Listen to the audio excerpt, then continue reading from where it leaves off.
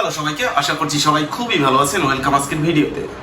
আমাকে যদি আপনি প্রশ্ন করেন হিটলার জার্মানিতে ক্রিকেট খেলা নিষিদ্ধ করেছিলেন কিনা, অথবা জার্মানিতে যারা টেস্ট ক্রিকেট খেলার প্লেয়ার ছিল হিটলার তাদের মেরে ফেলেছিলেন কিনা, তাইলে আমি বলবো যে ব্যাপারটা আমি জানি না, অথবা ব্যাপারটা একেবারেই সত্যি নয়, কারণ এ ধরনের কোনো এভিডেন্স আমি অন্তত খুঁজে পাইনি। তবে এই ব্যাপারে গল্প হোক অথবা বাস্তবতা অনেক কিছুই প্রচলিত আছে। পুরো ব্যাপারটা অনেক অনেক বেশি ইন্টারেস্টিং। আজকে আমরা এই পুরো ব্যাপারটা জানার চেষ্টা করব। চলুন শুরু করা যাক। আপনি যদি গত 100 বছরের সবচেয়ে আলোচিত এবং সেলিব্রিটি রাষ্ট্রনায়কের কথা চিন্তা করেন, তবে সবচেয়ে প্রথম আপনি যে নামটা শুনবেন, যিনি টুথব্রাশ গল্পের জন্য পুরো পৃথিবী জুড়ে বিখ্যাত, তিনি আর কেউ নয়, তিনি হচ্ছে অ্যাডলফ হিটলার। হিটলারের ক্রিকেট খেলা নিয়ে মজার একটা গল্প আছে। গল্পটা হচ্ছে হিটলার একদিন তার দাপ্তরিক কাজের জন্য কোথাও একটা যাচ্ছিলেন, এবং যখন যাচ্ছিলেন তিনি মাঠের পাশে দেখতে পান যে কিছু লোক ক্রিকেট খেলছে। এবং যখন হিটলার 5 দিন পরে তার দাপ্তরিক কাজ শেষ করে ফিরে আসেন, তখনও দেখছিলেন যে ওই লোকগুলো ক্রিকেটই খেলছে। 5 দিন পরে হিটলার যখন জিজ্ঞেস করে যে এই খেলার রেজাল্ট আসলে কি, তখন সবাই বলে যে এই খেলাটা ড্র হয়ে গেছে। তখন হিটলার সিদ্ধান্ত নেয় যে যে খেলা 5 দিন বসে খেলা হয় এবং 5 দিন খেলার পরে যে খেলা ড্র হয়, এই খেলা আমাদের দেশে থাকতে পারে না, এবং তখনই হিটলার জার্মানিতে ক্রিকেট খেলা নিষিদ্ধ করে দেন।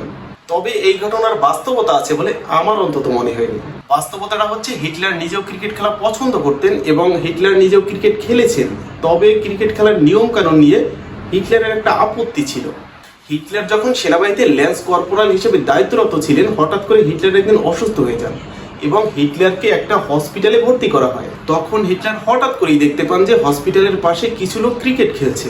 তখন হিটলারের এই খেলার প্রতি আগ্রহ জন্মায়। কারণ হচ্ছে তখন জার্মানিতে ক্রিকেট খেলা অত বেশি প্রচলিত ছিল না। এই হসপিটালে কিছু ব্রিটিশ কর্মকর্তা কর্মচারী ছিল, তারাই মূলত ক্রিকেটটা খেলছিলেন।